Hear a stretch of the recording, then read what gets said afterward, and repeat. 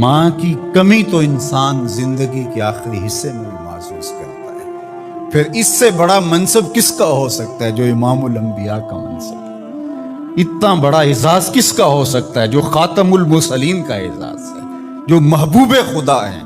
کونین کے مالک ہیں، لیکن ماں کی کمی کو وہ بھی محسوس کرتے ہیں، ماء و شمع کی شمار میں ہے۔ تو ماں باپ کا وجود اللہ کی رحمت ہے۔ جب یہ سایہ سر سے اٹھ جاتا ہے تو پھر پتہ چلتا ہے کہ بندہ کھڑا کہاں ہے۔ جب گھنے درخت کے سائے میں بیٹھا ہو اور وہ درخت ساری دھوپ اپنے پتوں میں جذب کر رہا ہوتا ہے اور نیچے بیٹھنے والے کو چھاؤں فراہم کر رہا ہوتا ہے، اور اسے نہیں پتہ ہوتا کہ جو مجھے چھاؤں دے رہا ہے وہ خود کتنا جلس رہا ہے، لیکن اچانک جب سایہ ہٹ جائے اور بندہ کڑی دھوپ میں آ جائے پھر اسے احساس ہوتا ہے کہ وہ سایہ کتنا غنیمت تھا۔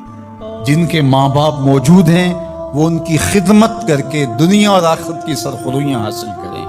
اللہ کی رضا بھی اس میں ہے، رسول اللہ کی رضا بھی اس میں ہے،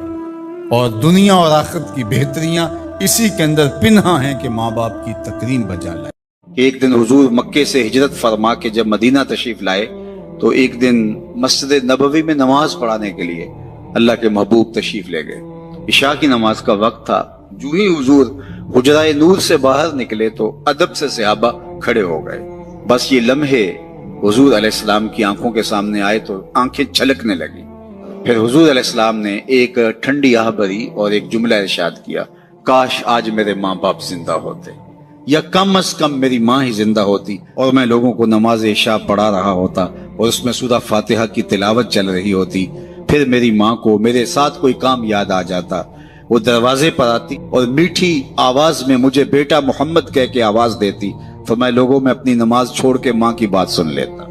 ماں کی کمی کو انسان ہر دور میں، ہر لمحے میں محسوس کرتا ہے، چونکہ یہ رشتہ ہی ایسا ہے جس کا نعم البدل کیا بدل بھی موجود نہیں ہے۔ ماں جب بولتی ہے تو اس کے لہجے میں جبریل بولتا ہے، ماں جب مسکراتی ہے تو لگتا ہے جنت کے سارے پھول کھل اٹھے،